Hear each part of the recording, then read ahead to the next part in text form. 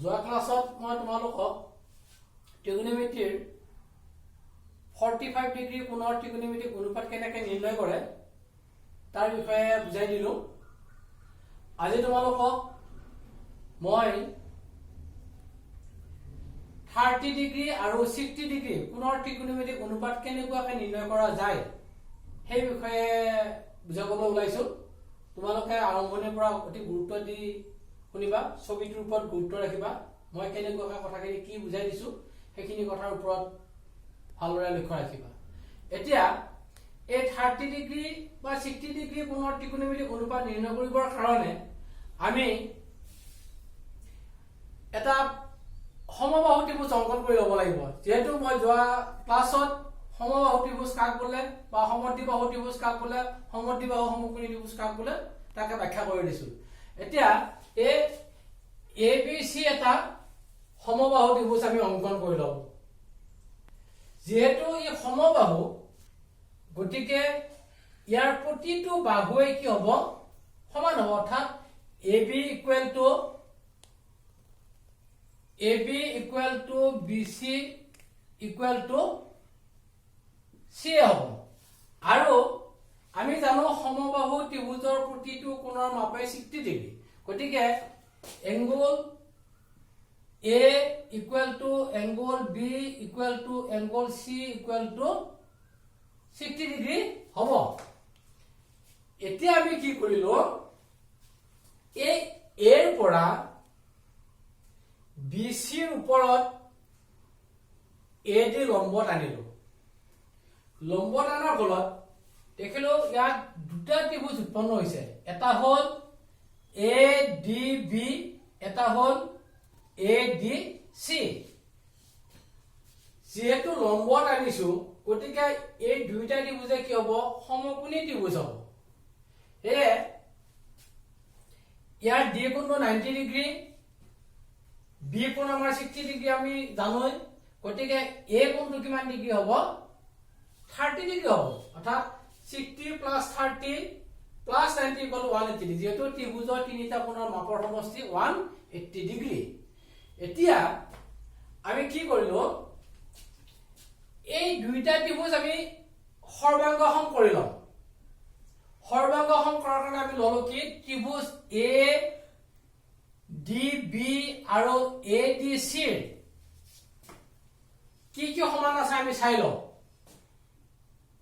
ইয়াৰ ADB কোণটো ADC কোণৰ সমান, অৰ্থাৎ 90 degree. ADB equal to ADC equal to 90 degree. তাৰ পিছতে ইয়াৰ B কোণ C কোণ প্ৰতিটো 60 ডিগ্ৰী আমি পাইছো। গতিকে angle B equal to angle C আমি পাই গলো। তাৰ পিছতে কি আছে, AD বাহুডাল আছে। AD দুইটা ত্ৰিভুজৰে কি সাধাৰণ বাহু। গতিকে এই তিনটা শৰ্ত আমাৰ পূৰ হ'ল। গতিকে কি বুলি ক'ব পাৰো আমি, ADB সৰ্বাংগসম ত্ৰিভুজ ADC। সেইকাৰণে আমি লিখি দিলো ত্ৰিভুজ ADB সৰ্বাংগসম ত্ৰিভুজ ADC। এতিয়া বাহু বাহু কোণচি কাৰ্যমতে আমাৰ এইটো সৰ্বাংগসম হৈ গ'ল। যেহেতু সৰ্বাংগসম অৰ্থাৎ সকলো ফালৰ পৰাই সমান, গতিকে ইয়াৰ এই বাহুটো ইয়াৰ এই বাহুটোৰ সমান হ'ব। আৰু কি হ'ব,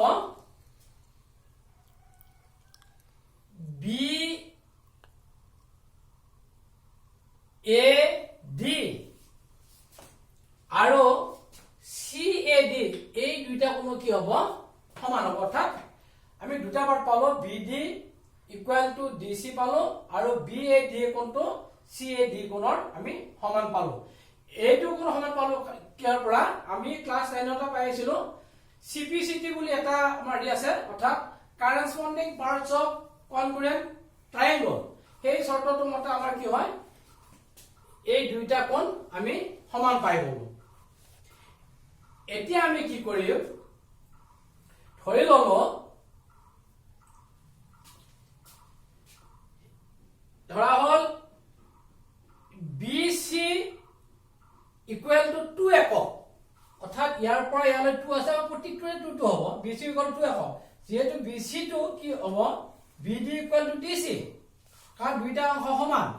গতিকে কি হ'ব, BD equal to DC equal to কিমান পাম আমি 2/2 equal to 1 একক আমি পাই গলো অর্থাৎ BD equal to 1 একক DC equal to 1 একক যেহেতু আমি BC equal to 2 একক আমি ধৰি লৈছিলো এতিয়া পাইথাগোৰাছৰ উপপাদ্যৰ সহায় লৈ আমি এই ABD এই ত্ৰিভুজটোৰ পৰা পাম লম্ব স্কয়ার যোগ ভূমি স্কয়ার সমান কর্ণ স্কয়ার অর্থাৎ AD square plus BD square equal to AC কি AB স্কয়ার আমি কি লয় অর্থাৎ AD square plus BD square equal to AB square আমি যেহেতু BD ভ্যালু পাইছো AB ৰ ভ্যালু পাইছো আমাক লাগে AD সেই কাৰণে আমি AD ৰ কাৰণে কি কৰিম AD square equal to AB square minus এটো ইফালে প্লাস আছে বা মাইনাস গল BD স্কয়ার আমি বহাই ললো এতিয়া AB ভ্যালু আমি কিমান পাইছো যেহেতু আমি 2 ধৰি লৈছিলো অৰ্থাৎ ইয়াৰ যেটো আমি AB equal to BC equal to CA equal to কিমান হ'ব 2 একক যেহেতু এটা অৰ্থাৎ BC ধৰিছিলো আমি 2 একক যেহেতু গোটেইটা বাহু সমান গতিকে আটাইকেইটা বাহুৰ মাপ কিমান হ'ব 2 একক কৰি হ'ব গতিকে 2 স্কয়াৰ মাইনাস BD ভ্যালু পালো 1 স্কয়াৰ ইকুয়াল 2 স্কয়াৰ মানে 4 মাইনাস 1 ইকুয়াল টু 3 অৰ্থাৎ AD স্কয়াৰ আমি কিমান পালো 3 আমাক যেহেতু AD লাগে এটাকে AD ইকুয়াল টু কিমান পাম আমি √3 এটো বাৰু আমি লিখি ললো এটো হল √3 AD ভ্যালু যেহেতু আমাৰ উদ্দেশ্য হৈছে কি 30 ডিগ্ৰী বা 60 ডিগ্ৰী কোণৰ অনুপাত কেইটা আমি নিৰ্ণয় কৰিব লাগে আৰু কি ভ্যালু হেয়ে আমি BD ভ্যালু পালো 1 AB ভ্যালু পালো 2 আৰু AD ভ্যালু পালো আমি √3 হেয়ে এতিয়া আমি ত্ৰিকোণমিতিৰ যে অনুপাত পাইছিলো সেই অনুপাতৰ সংজ্ঞা মতে আমি পাম ত্ৰিকোণমিতিৰ অনুপাতৰ সংজ্ঞা মতে আমি কি পাম sin আমি এই 30 ডিগ্ৰী কোণটো লৈ ললো sin 30 ডিগ্ৰী ইকুৱেল টু সাইনত আমাৰ কি আহিছিলে লম্ব বাই কৰ্ণ যেহেতু কোণ আমাৰ লম্ব অৰ্থাৎ BD বাই AB BD বাই AB BD ভ্যালু কিমান পাইছো আমি BD ভ্যালু পাইছো 1 আৰু AB ভ্যালু কিমান পালো 2 তাৰ মানে sin 30 ডিগ্ৰী মান কিমান পালো হাফ এবাৰ আহিল আমাৰ কি cos 30 ডিগ্ৰী cosত কি আহিব ভূমি বাই কৰ্ণ যেহেতু ভূমি এদি হ'ব ইয়াতে কাৰণ কোণটোৰ লগত লাগি আছে গতিকে কি হ'ব AD বাই AB AD ভ্যালু এই মাত্ৰ আমি পালো কিমান √3 AB ভ্যালু পালো 2 তাৰ মানে cos 30 মান √3/2 এবাৰ আহিলে tan 30 ডিগ্ৰী tanত কি আছে লম্ব বাই ভূমি লম্ব যেহেতু BD আছে BD ভূমি আছে AD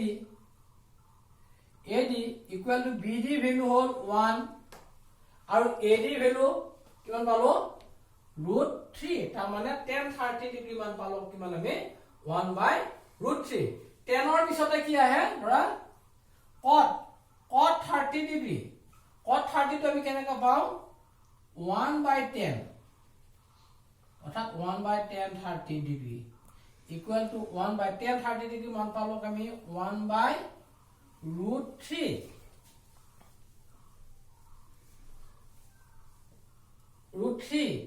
equal to 1 into √3/1 equal to √3 তাৰ মানে আমি কিমান পালো cot 30 মান পালো কিমান √3 cotৰ পিছত আহিল কি sec 30 আকৌ secত কিমান আহে আমাৰ 1/cos 30 degree equal to 1 cos 30 value পাইছিলো আমি কিমান √3/2 equal to 1 into √3/2 equal to √3/2 তাৰ মানে sec 30 মান আমি কিমান পালো √3/2 সেকৰ পিছত আহিলে কি আমাৰ cosec 30 ডিগ্ৰী cosecত কি আহে আকৌ 1/sin 30 ডিগ্ৰী equal to 1 sinৰ ভ্যালু আমি কিমান পাইছিলো sin 30 মান 1/2 equal to 1 into 2/1 equal to 2 তাৰ মানে cosec 30 মান আমি কিমান পালো 2 অৰ্থাৎ sin 30 ডিগ্ৰী মান হাফ cos 30 মান √3/2 tan 30 মান 1/√3 cot 30 মান √3 sec 30 মান √3/2 আৰু cosec 30 মান only 2 এটো হল sin 30 ডিগ্ৰী কোণৰ ত্ৰিকোণমিতিক অনুপাত নিৰ্ণয়ৰ কথাখিনি এতিয়া আমি আহো যেহেতু আমি দুইটা কথা লিখিছো এটা লিখিছো 30 ডিগ্ৰী আৰু এটা লিখিছো 60 ডিগ্ৰী গতিকে আমাৰ 30 হৈ গল আমি এবাৰ কি কৰো 60 টো লৈ লও 60 টো ঠিক এই ছবিটোৰ পৰাই আমি 60 টো সহজতে উলাই লব পাৰিম 60 টো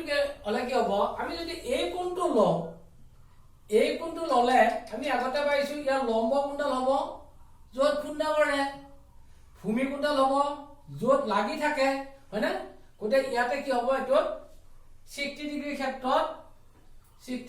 ক্ষেত্ৰত মই লিখিয়ে দিছো ত্ৰিভুজ ABD BD কি হ'ব ভূমি AD হ'ব লব আৰু কৰ্ণটো AB থাকিবই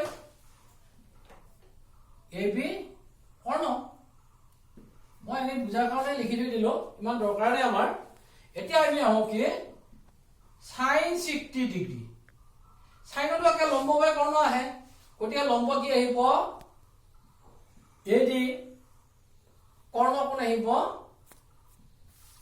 AB ইকুৱেল টু কিমান হ'ব AD ভ্যালু √3 AB ভ্যালু 2 তাৰ মানে sin 60 ডিগ্ৰী মান কিমান √3/2 তাৰ পিছত আহিলে কি cos 60 ডিগ্ৰী cosৰ কি আহিব ভূমি বাই কৰ্ণ ভূমি কিমান আছে BD কৰ্ণ আছে AB ভূমিৰ ভ্যালু হল 1 আৰু AB ৰ ভ্যালু হল 2 তাৰ মানে cos 60 ডিগ্ৰীৰ মান 1/2 বা হাফ তাৰ পিছত আহিলে কি tan 60 degree equal to tan ত কিমান আহিব লম্ব বাই ভূমি অৰ্থাৎ AD বাই BD AD ভ্যালু আহিলে কি √3 BD ভ্যালু 1 অৰ্থাৎ √3/1 ইকুৱেল টু √3 তাৰ পিছত আহিলে কি cos 60 ডিগ্ৰী একেলগে কত কিমান আহে 1/10 60 ডিগ্ৰী ইকুৱেল টু 1/10 60 ডিগ্ৰী মান কিমান পালো আমি √3 তাৰ মানে cos 60 ডিগ্ৰী মান একেবাৰে ওলাই গল 1/√3 কতৰ পিছত আহিলে কি sec 60 ডিগ্ৰী secত কি আহে 1/cos 60 degree equal to 1 cos 60 degree মান আমি কিমান পাইছিলো half equal to 1 into 2/1 equal to 2 তাৰ মানে cos 60 ডিগ্ৰী মান 2 তাৰ পিছত আহিল কি cosec 60 ডিগ্ৰী কি আহিব 1/sin 60 equal to 1/sin 60 মান আমি কিমান পালো √3/2 equal to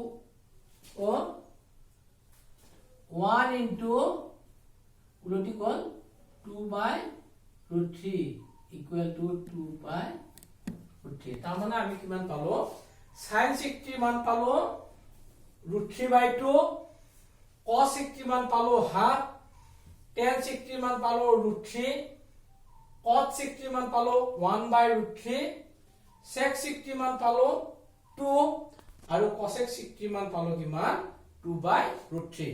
এই হল sin অর্থাৎ 30 ডিগ্ৰী আৰু 60 ডিগ্ৰী কোণৰ ত্ৰিকোণমিতিক অনুপাত আটাইকেইটা অৰ্থাৎ ছয়টা যি অনুপাত আছে সেই ছয়টা অনুপাতৰ প্ৰত্যেকটোৰে আমি মানবোৰ আমি পাই গলো। এটা ইয়াৰ পিছত আমাৰ 0 ডিগ্ৰী 90 ডিগ্ৰী আছে, এই 0 ডিগ্ৰী 90 ডিগ্ৰী তোমালোকে অলপ মনত ৰাখিলে হ'ব। এতিয়া এইখিনিৰ সহায়ত আমি কি কৰিব লাগিব, ইয়াৰ পিছৰ যিটো অনুশীলনী আছে সেই অনুশীলনীৰ অংশটো আমি কৰিব লাগিব। এই তালিকাখন আমি মুখস্থ কৰিব লাগিব ঠিক, কিন্তু তাৰ মাজতে আমি 1 বা 1.5 বা 2 মিনিটৰ ভিতৰত আমি কিন্তু তালিকাখন উলাই ল'ব পাৰো। এটা সহজ উপায় আছে, সেই উপায়টো তোমালোকক মই দি দিম, তোমালোকে খুব মনোযোগেৰে চাবা। সেই তালিকাখনৰ কাৰণে আমাৰ লাগিব আমাৰ যি স্বাভাৱিক সংখ্যা অৰ্থাৎ পূৰ্ণ সংখ্যা যি আছে পূৰ্ণ সংখ্যা আমাৰ অৰ্থাৎ 5টা লাগিব, 0 পৰা 4 লৈকে লাগিব। সেই 0 পৰা 4 ৰ সহায় লৈ আৰু বৰ্গমূল পদ্ধতিটো লৈ আমি কি কৰিব পাৰিম, সহজতে এই sin 30 ডিগ্ৰী sin অৰ্থাৎ যিকোনো 0 ডিগ্ৰী 30 ডিগ্ৰী 45 60 আৰু 90 ডিগ্ৰী কোণৰ ত্ৰিকোণমিতিক অনুপাতবোৰ আমি নিৰ্ণয় কৰিব পাৰিম।